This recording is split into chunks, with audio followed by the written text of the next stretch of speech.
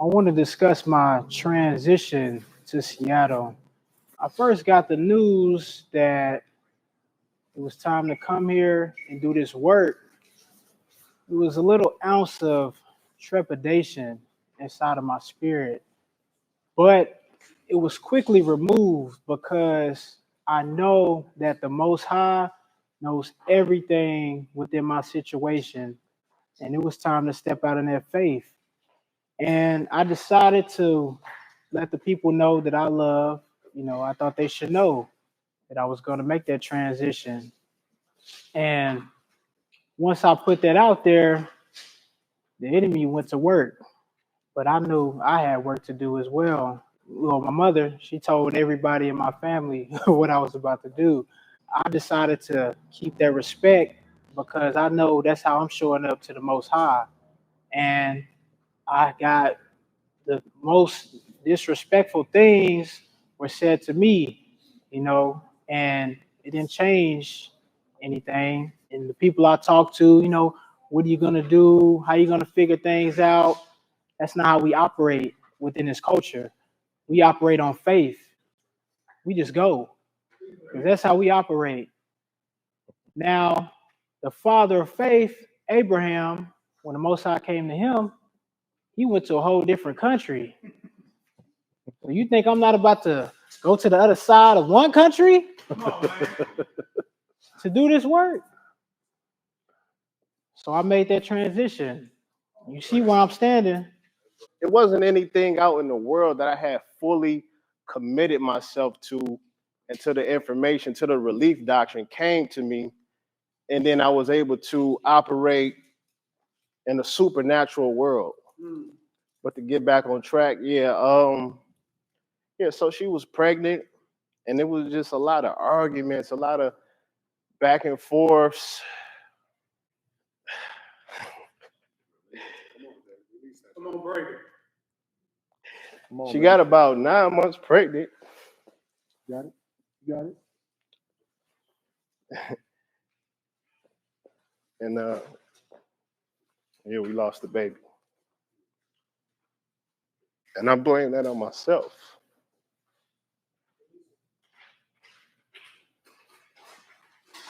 Because I didn't want to take accountability and be a man. I didn't know how to be a man.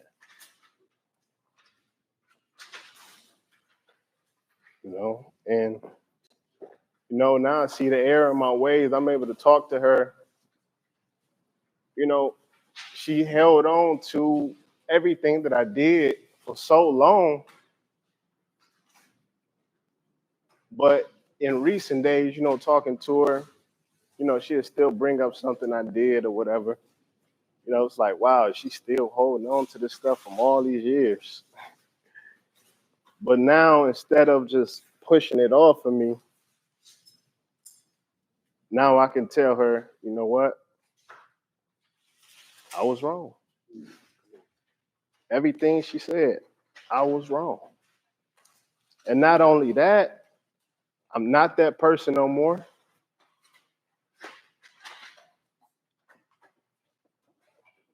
And I don't think that way no more. I'm against everything that person stood for.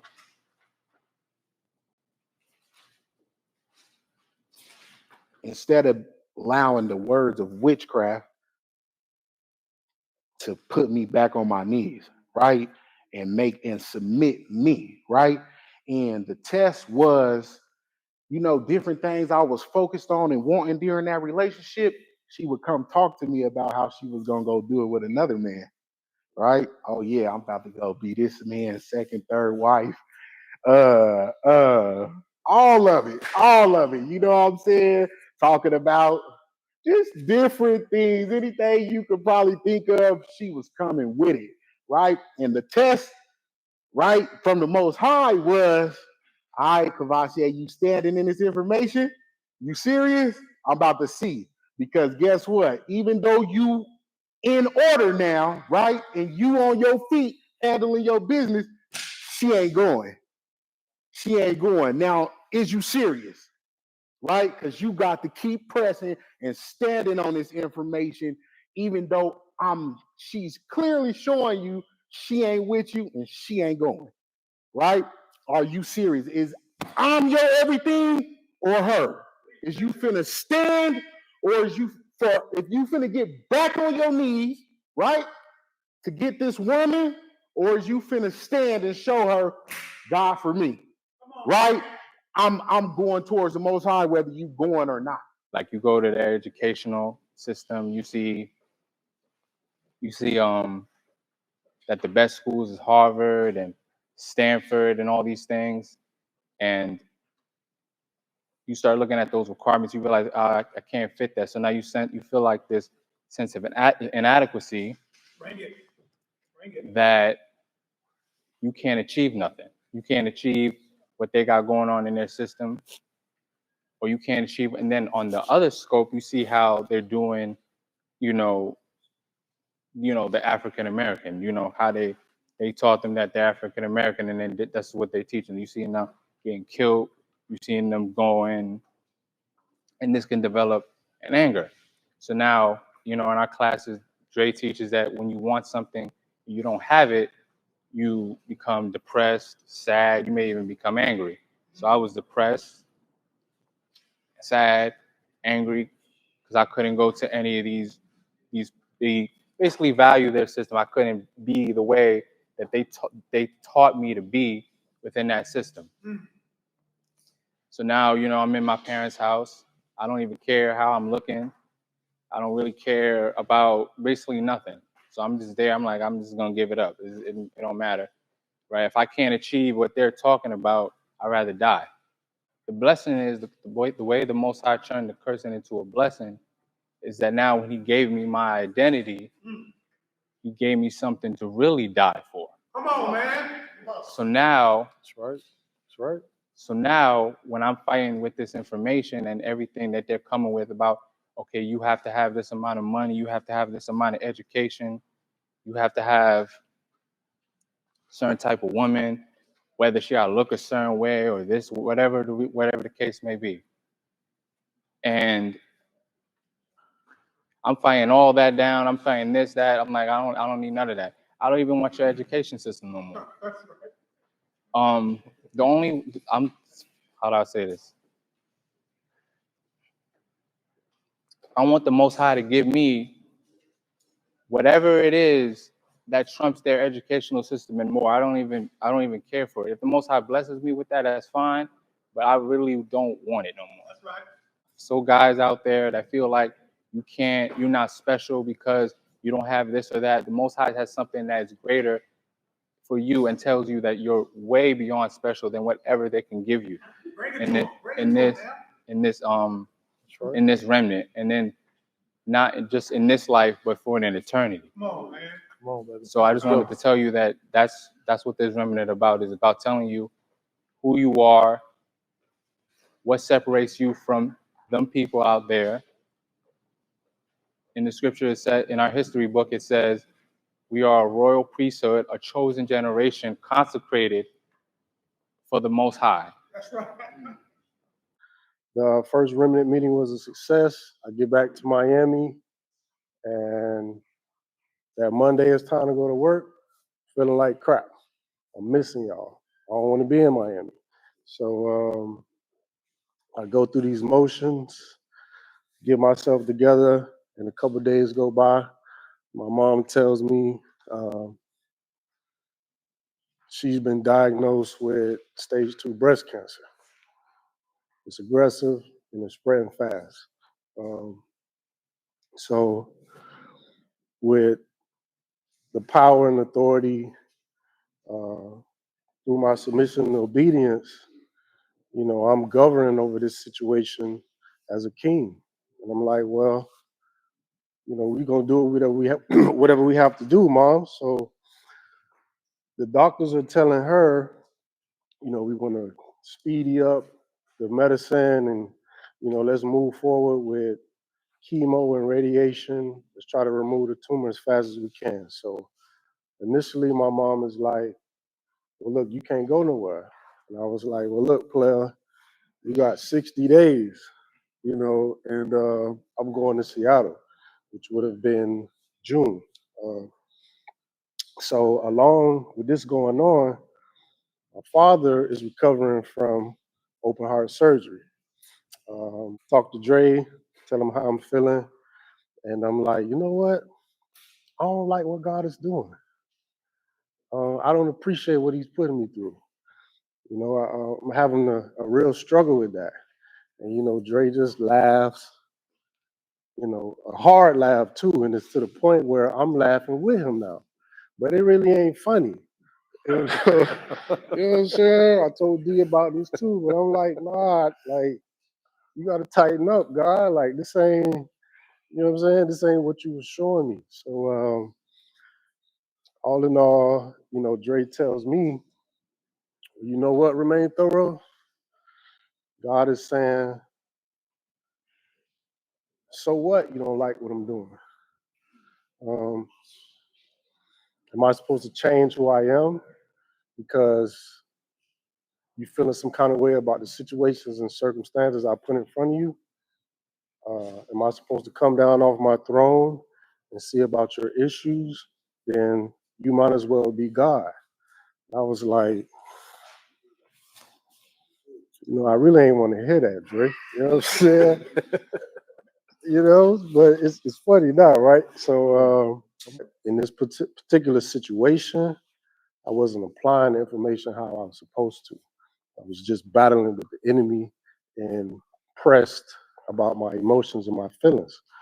And what Dre told me was, if you're not resolved in what the Most High has given you, you know, you pretty much stuck in that situation. If you're not ready to die for what you believe in, then you got a lost cause. I was like, you know what, man, that's true. I had to show up and stand firm in my salt because this is what it was. And based on the things that I did not like, the Most High kept pouring more salt on me. And so I get relief, I get deliverance from what Dre told me. And I'm like, you know what, Father? It's beautiful to get revelations from Dre, but I need to hear from you. And I heard clear as day, fast forward. Then the third day of my fast, I heard the words, none of them will come nigh thee. And what I took from that was my mom's situation, her cancer, my dad recovering from his heart surgery, all the security that I felt in Miami, the stability, challenges with leaving that behind, coming into the unknown in Seattle was just a hard pill for me to swallow. And it's just something I really didn't want to go through, but the Most High had other plans.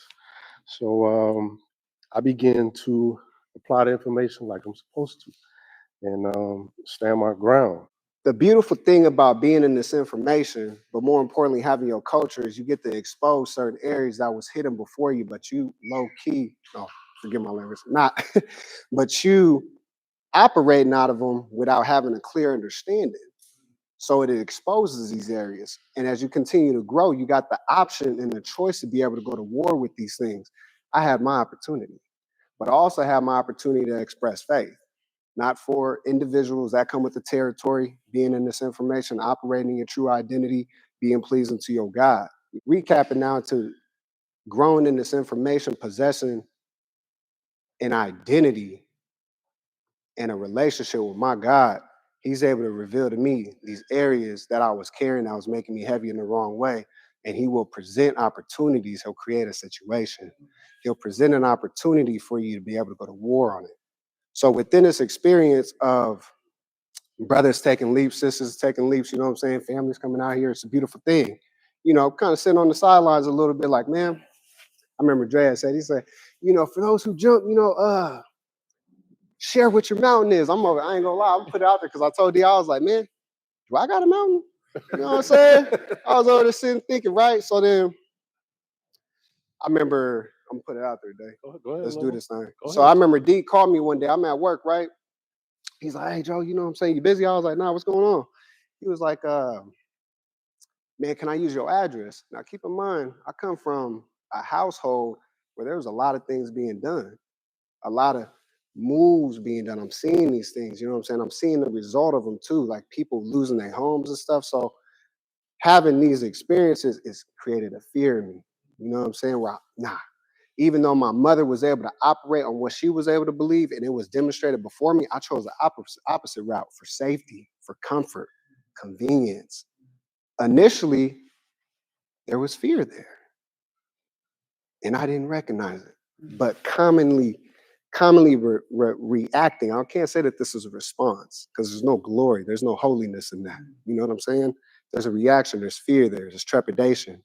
So I said, nah, man, you know, I don't want to be responsible for that.